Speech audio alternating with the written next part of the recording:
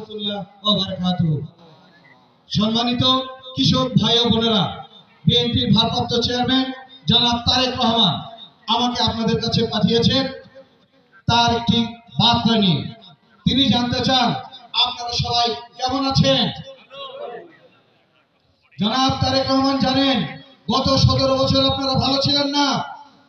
খুনি ফাঁসি শেখ হাসিনা সরকারের সময় কৃষকদের জন্য যে বরাদ্দ দেওয়া হয়েছিল, কৃষি কার্ড দেওয়া হয়েছিল, কৃষি প্রণোদনা দেওয়া হয়েছিল, আপনারা কি সেগুলো পেয়েছিলেন?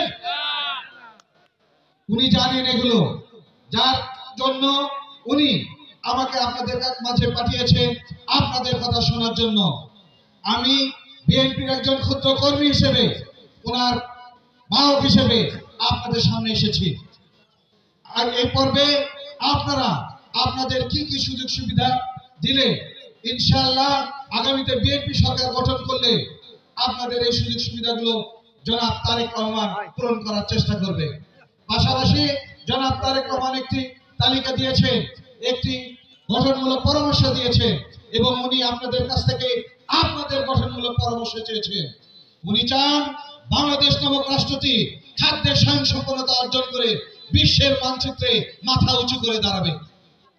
জনাব তারেক রহমান মনে করেন বাংলাদেশ নামক রাষ্ট্রটি যদি ধনী রাষ্ট্র বা পৃথিবীর মানচিত্রে মাথা উঁচু করে দাঁড়াতে চায়, তাহলে বাংলাদেশের 80% লোক কৃষিকাজের সহিত জড়িত।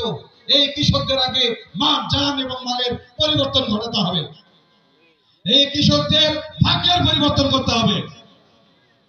আপনারা মাথার ঘাম পায়ে ফেলে শস্য ফলান, কিন্তু আপনারা সেই শস্য যখন তোলেন সেই শস্যের মূল্যকে আপনারা পান। আমি তো দেখেছি গত সময়ে আলুর সরকারের রেট ছিল 65 টাকা কেজি, কিন্তু আপনারা কিনেছেন বাজার থেকে কত টাকা কেজি কিনেছেন? 80 টাকা। এবং আমি শুনেছি সর্বশেষ 150 টাকা পর্যন্ত বিক্রি হয়েছে। এটা কি সঠিক?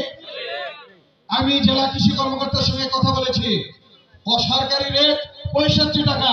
আমার কৃষক ভাইরা এখনো তাদের ধান কাটা শেষ হয়নি, আপনি কেন এই আলুর বীজ আপনি ডিলারশিপের কাছে কেন হস্তান্তর করলেন? আমার কৃষক ভাইরা ধান কেটে সেখান থেকে টাকা পাওয়ার পর তাদের ধান বিক্রি করে তারপর আলুর বীজ কিনবে। আপনি কৃষকদের না দিয়ে কেন ডিলারদের দিলেন? আপনি এই তালিকা তৈরি করেন, তারা এই কালোবাজারের সঙ্গে জড়িত, তাদেরকে আইনের আওতায় এনে দৃষ্টান্তমূলক শাস্তি দেওয়া হবে। বিএনপির ভারপ্রাপ্ত চেয়ারম্যান আমাদেরকে নির্দেশ করেছেন, যারাই কালোবাজারি হবে, যারাই কৃষকের ভাগ্য নিয়ে ছিলমিলি খোলা ফেলবে, তাদের ব্যাপারে 1 ইঞ্চি সাথ দেওয়া হবে না। তাদেরকে আইনের আওতায় এনে দৃষ্টান্তমূলক শাস্তির ব্যবস্থা করতে হবে। আমাকে কৃষি কর্মকর্তা জানিয়েছেন যে ভাই, এখন পর্যন্ত যারা এই সকল ডিলারের সঙ্গে জড়িত তারা হলো আওয়ামী লীগের এজেন্ট, তারা হলো আওয়ামী লীগের কালোবাজারি। এই কালোবাজারিরা 65 টাকা করে আলু কিনে বাজারে 150 টাকা করে বিক্রি করেছে। এই 65 টাকা আলুর বীজের ভিতরে 6 টাকা করে লাভ্যাংশ যোগ করা ছিল, অর্থাৎ সরকার 59 টাকা খরচ করেছে, 6 টাকা লাভ ধরেছে। ওনাদের কেজি প্রতি 6 টাকা লাভে ওনাদের লাভে পোষায় না, তাই না? আমাদের কৃষক ভাইদের মাথায় বাড়ি দেয় ওনাদের লক্ষ্য। যে সমাজ কৃষক ভাইদের মাথায় বাড়ি দিবে, আমরা তাদের সঙ্গে নেই। আমরা কাজ করছি, কৃষকদের জন্য কাজ করছি। জনাব তারেক রহমান মনে করেন বাংলাদেশ স্বনির্ভর রাষ্ট্র তখনই হবে যখন আমার কৃষক ভাইয়েরা স্বনির্ভর হতে পারবে। তাই আমরা আপনাদের সঙ্গে কাজ করব এবং আপনাদের গঠনমূলক দিক পরামর্শ নেওয়ার জন্য আমি আপনাদের কাছে এসেছি। লক্ষ লক্ষ শহীদের রক্তের বিনিময়ে অর্জিত স্বাধীনতার পর এক মহা সংকটে নিপাতিত হয় আমাদের এই প্রিয় মাতৃভূমি।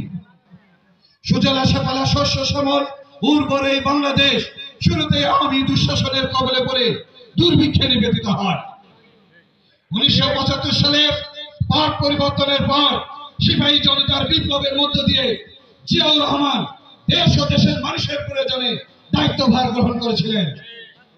দুর্ভিক্ষ কবলিত এই মানুষের মুখে এক মুঠো খাবার তুলে দেওয়ার জন্য জিয়াউর রহমান কৃষি ক্ষেত্রে কিছু যুগান্তকারী পদক্ষেপ গ্রহণ করেছিলেন, যার ফলশ্রুতিতে কৃষিতে সবুজ বিপ্লবের সৃষ্টি হয় এবং অল্প কিছুদিনের মধ্যে বাংলাদেশ কৃষিতে স্বয়ংসম্পূর্ণতা অর্জন করে বিদেশে খাদ্য রপ্তানি করেছিল। সেই সময় তার পূর্বের কথা। এদেশের মানুষ অনাহারে অর্ধহারে দিনাতিপাত করেছিলেন।